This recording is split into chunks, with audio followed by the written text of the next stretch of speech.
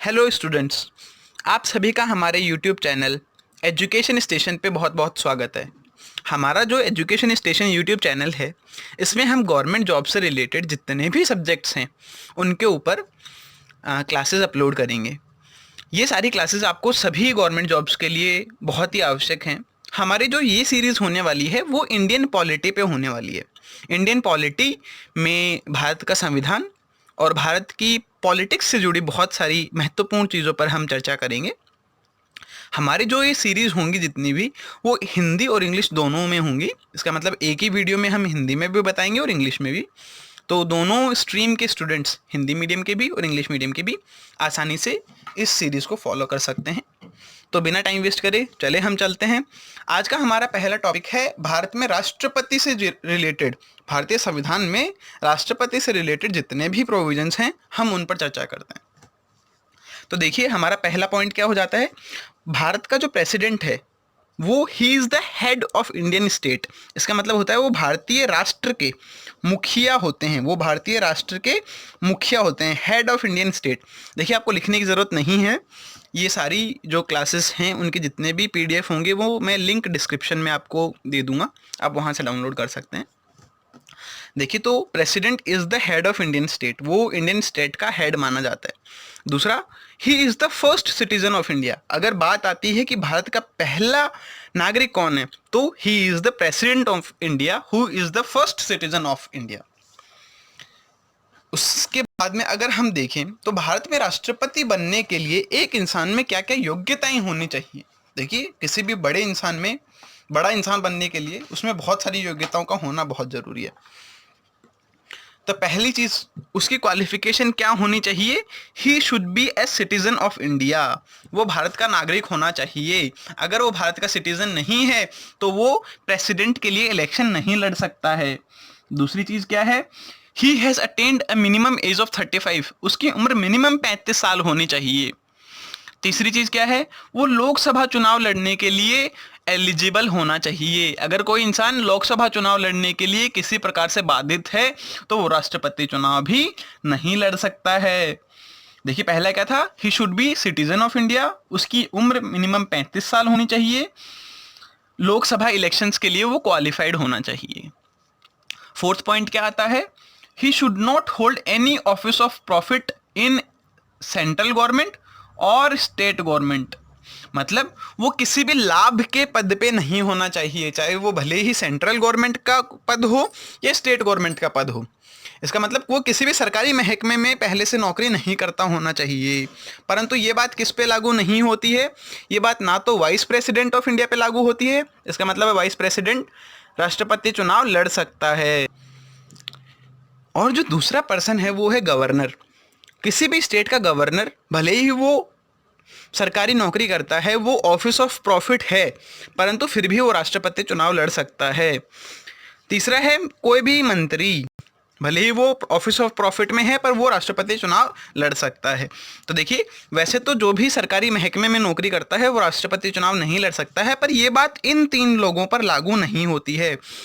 उपराष्ट्रपति, vice president, governor, जो state governor होते हैं उन पे, और मिनिस्टर, चाहे वो स्टेट गवर्नमेंट में हो या सेंट्रल गवर्नमेंट में हो। उसके बाद में जो फिफ्थ पॉइंट आता है वो ये आता है कि उन्हें सिक्योरिटी डिपॉजिट देनी होती है। कितने रुपए की, 15,000 रुपए की। वो कहाँ जमा करानी होती है, आरबीआई के किसी भी ऑफिस में। पहले ये अमाउंट जो 15,000 नहीं थी, वो सिर्फ 2500 रुपये थी। ये पहले की बात है। So what is the security deposit now, it is 15,000 रुपी। उसके बाद में एक राष्ट्रपति जब चुनाव के लिए या फिर कोई भी इंसान चुनाव लड़ता है तो उसे एक नॉमिनेशन का फॉर्म भर के देना होता है। तो उस नॉमिनेशन के फॉर्म में 50 लोग, 50% एज ए प्रपोजर होने चाहिए और 50 एज ए सेकेंडर होने चाहिए, तभी वो नॉमिनेशन के लिए वो नॉमिनेशन फॉर्म भर सकता है। पहले ये 50% नहीं होके सिर्फ 10% ही होते थे। ये बात कब की कर रहे हैं हम, पहले की। परंतु अभी क्या है, 15,000 सिक्योरिटी डिपॉजिट और 50 as a proposer, 50 as a seconder. Minimum 50 से ज़्यादा हो तो भी चलेगा, 50 से कम नहीं होनी चाहिए।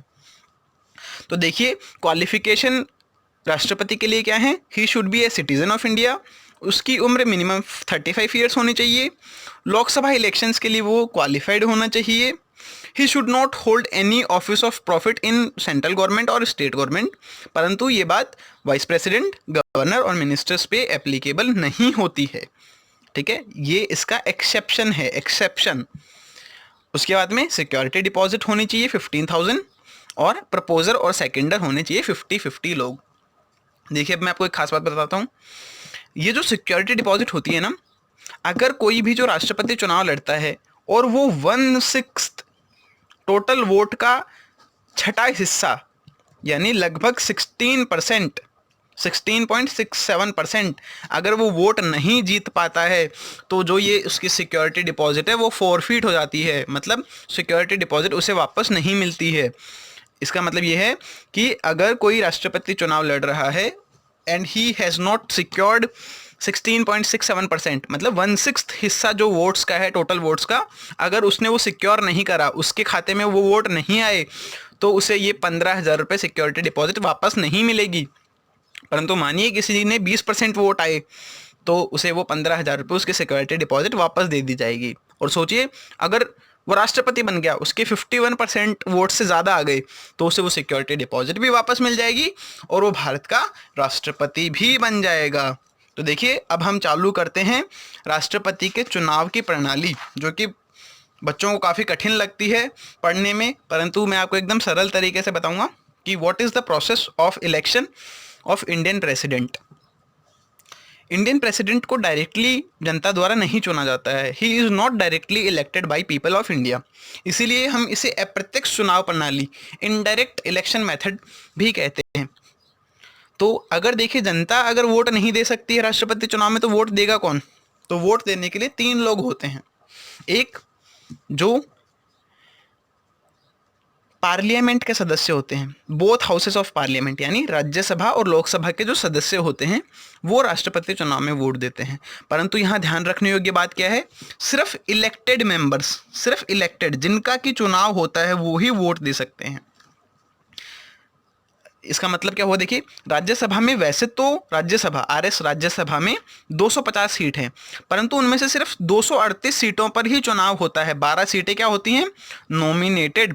तो जो ये 12 लोग हैं वो राष्ट्रपति चुनाव में भाग नहीं ले सकते हैं। सिर्फ जो ये 138 इलेक्टेड मेंबर्स हैं वो ही राष्ट्रपति चुनाव में भाग ले सकते हैं। So only the elected members of both houses of parliament ही राष्ट्रपति चुनाव में भाग ले सकते हैं। ऐसे ही लोकसभा में 2 सीटें नॉमिनेटेड होती हैं तो वो चुनाव में भाग नहीं ले सकते हैं। उसके अलावा कौन राष्ट्रपति चुनाव में वोट डालते हैं? स्टेट जो लेजिस्लेटिव होती है, जैसे राजस्थान की असेंबली है, यूपी की असेंबली है, महाराष्ट्र की असेंबली है। देश में 28 स्टेट्स की जो असेंबली है उसके जो एमएलएज हैं वो राष्ट्रपति चुनाव में भाग लेते हैं। वो भी सिर्फ इलेक्टेड मेंबर्स। वहाँ भी अगर कोई नॉमिनेटेड मेंबर है, जैसे कि नॉमिनेट किया गया है, मनोनीत किया गया है, तो वो भाग नहीं ले सकता है। तो सिर्फ चुने हुए मेंबर्स ही, जिन्होंने चुनाव लड़ा है, वो ही राष्ट्रपति चुनाव में भाग ले सकते हैं। इसके अलावा देखिए, यहाँ हमने देखा पार्लियामेंट के सदस्य, यहाँ हमने देखा राज्य जो विधानसभा उनके सदस्य। परंतु देखिए, जो दिल्ली और पुडुचेरी की जो यूनियन टेरिटरी है, जो केंद्र शासित प्रदेश है, उसके जो एमएलएज होते हैं, उसके जो मेंबर्स होते हैं जो कि इलेक्टेड हैं, वो भी राष्ट्रपति चुनाव में भाग ले सकते हैं। तो हमारे लिए 3 जो मेन लोग हैं जो राष्ट्रपति चुनाव में भाग ले सकते हैं वो कौन है? इलेक्टेड मेंबर्स, यानी चुनाव से जीते हुए मेंबर्स, चाहे वो लोकसभा के हों चाहे राज्यसभा के हों। चुनाव में जीते हुए विधानसभा के मेंबर्स और चुनाव में जीते हुए दिल्ली और पुडुचेरी की जो यूनियन टेरिटरी है उसके इलेक्टेड मेंबर्स। तो हम ध्यान रखेंगे। परंतु एक चिंता का विषय और है कि एमपी के वोट की कीमत और जो एमएलए के वोट की कीमत वो समान तो नहीं होनी चाहिए, क्योंकि एमपी तो एक बड़े क्षेत्र को रिप्रेजेंट करता है, बड़े एरिया को रिप्रेजेंट करता है, जबकि एमएलए एक छोटे एरिया को रिप्रेजेंट करता है। इसलिए भारतीय संविधान में राष्ट्रपति चुनाव के लिए सबका एक वोट नहीं रखा है। तो हमें एमएलए के वोट को भी निकालना पड़ता है कि क्या एमएलए का वोट का महत्व है राष्ट्रपति चुनाव में और क्या एमपी के वोट का महत्व है राष्ट्रपति चुनाव में। तो देखिए, हम वो कैसे निकालते हैं।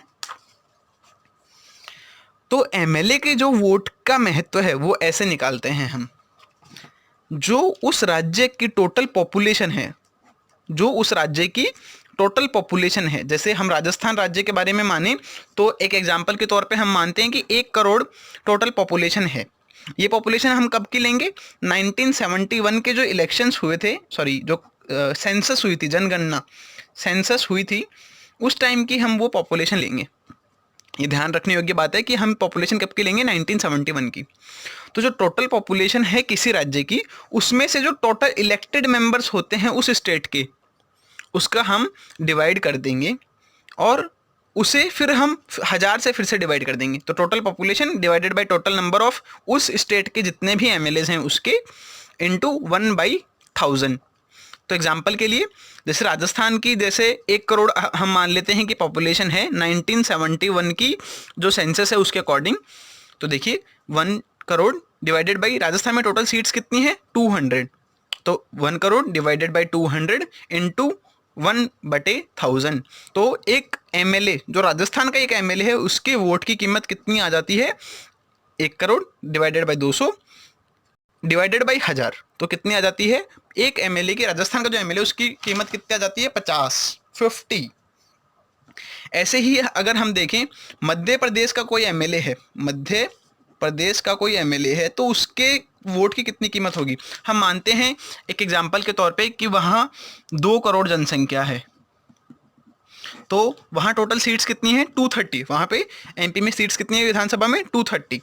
ऐसे ही 2 crore divided by 230 divided by 1000। तो यहाँ पे जो भी फिगर आएगा वो मध्य प्रदेश की एक एमएलए की वोट की कीमत है। तो जैसे हमने देखा ये एमएलए का वोट का कितना महत्व है, कीमत, मैं रुपये की बात नहीं कर रहा हूँ, उसका जो राष्ट्रपति चुनाव में कितना महत्व है उसकी बात कर रहा हूँ। अभी हम देखते हैं कि एमपी के चुनाव, एमपी के वोट का कितना महत्व है। तो हमने जो एक एमएलए का वोट का महत्व निकाला, ऐसे ही भारत में जितने भी एमएलए हैं उनके सबके वोट का मूल्य अगर हम टोटल कर दें तो हम उसे ऊपर लिखेंगे, total value of votes of all MLA of all states. जितने भी राज्य हैं उनके जितने भी एमएलए हैं, हमने जो ये प्रक्रिया से ये निकाला 50, ऐसे सभी जो एमएलए निकलेंगे सभी स्टेट के, उनका टोटल जब हम कर देंगे तो हम उसे ऊपर लिखेंगे और फिर उसे टोटल जो पार्लियामेंट यानी लोकसभा और राज्यसभा दोनों के जो सदस्य हैं, लोकसभा और राज्यसभा के जो सदस्य हैं उनका टोटल जो भी इलेक्टेड मेंबर्स होते हैं वो लिखेंगे। देखिए एक एग्जांपल के तौर पे मैं मानता हूँ कि जितने भी स्टेट के एमएलएस थे उनकी वोट का टोटल निकल के आता है 10 लाख, 10 लाख। और जो टोटल इलेक्टेड मेंबर्स हैं वो राज्यसभा में और लोकसभा में कितने हैं? लोकसभा में तो हैं 543 और राज्यसभा में है 238। तो लोकसभा में 543 और राज्यसभा में 238। पर ध्यान रखिएगा अगर कोई सीट वैकेंट है, सीट कोई खाली है, तो हम उसे यहाँ नहीं लेंगे। जैसे सपोज कि 2 सीट खाली है तो हम यहाँ पे 543 के बजाय 541 ही लेंगे, मतलब 541 ही लेंगे अगर 2 सीटें खाली हैं तो टोटल कितने हो गए? 781। तो अगर सभी एमएलए के वोट के वैल्यू 10 लाख है और टोटल सीट अगर 781 है, 781 है, तो एक एमपी के वोट की कीमत कितनी निकल के आ जाती है? 1280। और जीतेगा कौन? अब अगर एमएलए और एमपी दोनों के वोट का टोटल मिला के जिसे भी 51% से ज़्यादा राष्ट्रपति चुनाव में मिलते हैं, जिसे भी 50% से ज़्यादा, सॉरी मैं गलत बोल गया, 50% से ज़्यादा एमएलए और एमपी दोनों के वोट का टोटल मिला के जिसे भी मिलते हैं वो राष्ट्रपति चुनाव में विजेता मान लिया जाता है। देखिए मैं आपको एक एग्जाम्पल के द्वारा बताता हूँ कि ये प्रक्रिया कैसे होती है। देखिए राष्ट्रपति चुनाव इतना भी सरल नहीं है। हम तो जब लोकसभा के या फिर विधानसभा के चुनाव में वोट डालते हैं तो हमें एक ही वोट डालना होता है, परंतु जो राष्ट्रपति चुनाव में जो एमएलए एमपी वोट डालते हैं उन्हें क्या करना होता है? जैसे मान लीजिए कि एक चुनाव में 4 लोग खड़े हैं, राम, श्याम, नरेश और महेश। तो अगर मैं एक एमएलए हूँ, मैं वोट डालूंगा तो मुझे क्या करना पड़ेगा? मुझे बताना पड़ेगा कि मैं पहले नंबर पे किस आदमी को चाहता हूँ। मैं चाहता हूँ कि सबसे पहले तो राम बने, और अगर राम नहीं बने तो श्याम बने, श्याम नहीं बने तो महेश बने, महेश नहीं बने तो रमेश बने, नरेश बने। तो मैं चाहता हूँ, तो मुझे क्या करना पड़ता है? मुझे एक नंबर देना पड़ता है सबको। तो सपोज कीजिए जो सबने पहला नंबर दिया, जो सबने पहला नंबर दिया। तो राम को 40% लोगों ने कहा कि हम चाहते कि आपका नंबर पहला हो। श्याम को 30% लोगों ने, नरेश को 16% लोगों ने, महेश को 14% लोगों ने। पर देखिए यहाँ पे किसी को भी 50% से ज़्यादा वोट नहीं आए हैं, तो कोई भी जीता ही नहीं। ऐसे तो गलत हो गया, राष्ट्रपति का चुनाव हुआ ही नहीं। तो देखिए राष्ट्रपति को तो चुनना बहुत जरूरी है और उसके लिए मिनिमम 50% वोट चाहिए। तो हमें क्या करना पड़ेगा, जो सबसे कम वोट जैसे आए होते हैं, जैसे देखिए महेश को 14% वोट ही आए थे, तो हम क्या करते हैं, जिसको महेश ने वोट दिया होगा उसने ये भी बताया होगा कि मैं सेकंड नंबर पे किसको चाहता हूँ, मैं थर्ड नंबर पे किसको चाहता हूँ, मैं फोर्थ नंबर पे किसको चाहता हूँ। अगर यहाँ पे ज़्यादा लोग होते कैंडिडेट तो वो बताता मैं इतने नंबर पे इस आदमी को चाहता हूँ। तो हम क्या करते हैं, जो जिसके पास सबसे कम वोट होते हैं उसकी जो सेकंड प्रेफरेंस दी होती है, जो उसके जो जितने भी वोट आए हैं उन लोगों ने जो अपनी सेकंड प्रेफरेंस बताई होती है उसको हम ऊपर के जो बाकी कैंडिडेट हैं उनमें जोड़ देते हैं। तो हम क्या करेंगे, महेश के जो वोटर्स थे उन्होंने 14% में से हम मानते हैं कि 11% लोगों ने कहा था कि हमारी सेकंड प्रेफरेंस राम है, तो इसके 14% में से हम 11% राम में जोड़ देंगे। और बाकी के लोगों ने कहा, हम 3% ने कि हम श्याम को चाहते हैं। तो देखिए हमने 11% राम में जोड़ दिए हैं महेश के और 3% श्याम में जोड़ दिए हैं। अब देखिए राम के कितने हो गए हैं, 40 और 11 51%, और श्याम के कितने हो गए हैं, 30 और 3 33, नरेश के 16 और 14% महेश के हमने उठा के राम और श्याम में दे दिए हैं, तो ये 0 हो गया है। तो इस हिसाब से कौन जीता, राम जीत गया है। तो देखिए, परंतु मैं आपको एक एग्जाम्पल और देना चाहूँगा ताकि आप थोड़ा और अच्छे से समझें। इस एग्जाम्पल में देखिए राम को 35% वोट आए हैं, श्याम को 30, नरेश को 20 और महेश को 15। तो सबसे कम वोट किसको आए हैं, महेश को। परंतु किसी के भी 50% से ज़्यादा वोट नहीं है, इसलिए हम जो उसके कम से कम वोट हैं, जिसके सबसे कम वोट हैं, उसके वोट को दूसरों में ट्रांसफ़र करेंगे। तो हमने देखा कि जो महेश है उसके जो सेकंड प्रेफरेंस के लोग थे उन्होंने 10% ने तो कहा हम श्याम को चाहते हैं, 5% ने कहा हम राम को चाहते हैं। तो देखिए अब टोटल कितना हो जाता है, 35 और 5 40, 30 और 10 40, इसका 20 ऐसा कैसा रहता है, और महेश के हमने वोट ट्रांसफ़र कर दिए इसलिए वो 0 हो गया। परंतु किसी के अभी भी 50% से ज़्यादा वोट नहीं हुए हैं, तो ऐसे तो राष्ट्रपति फिर भी नहीं बना कोई, इसलिए हम ये प्रोसेस फिर से दोहराएंगे। इस बार जो सबसे कम है वो कौन है, नरेश। तो देखिए हम नरेश के वोट्स को ट्रांसफ़र करेंगे। हमने नरेश के जब वोट्स को ट्रांसफ़र करा तो हमने देखा कि जो नरेश के सेकंड प्रेफरेंस में जिन्होंने वोट दिया था उन्होंने कहा कि अगर नरेश ना बने तो फिर कौन बने, नरेश ना बने तो कौन बने, 15% ने कहा श्याम बने और 5% ने कहा राम बने। तो राम के टोटल कितने प्रतिशत वोट हो गए हैं, 45, और श्याम के कितने हो गए हैं, 55। तो देखिए ऐसे ही श्याम यहाँ पे जीतते हैं। तो हम अभी आज की क्लास यहीं पे समाप्त करते हैं। आज हमने पढ़ा राष्ट्रपति क्या होता है, राष्ट्रपति बनने के लिए क्या क्या क्वालिफ़िकेशन होनी चाहिए, राष्ट्रपति के जो चुनाव की प्रक्रिया में किसके वोट का कितना महत्व है, एक एमएलए के वोट का और एक एमपी के वोट का। फिर हमने देखा एक एग्जाम्पल जो कि बहुत ही बेहतरीन उदाहरण है इस चीज़ को समझने के लिए।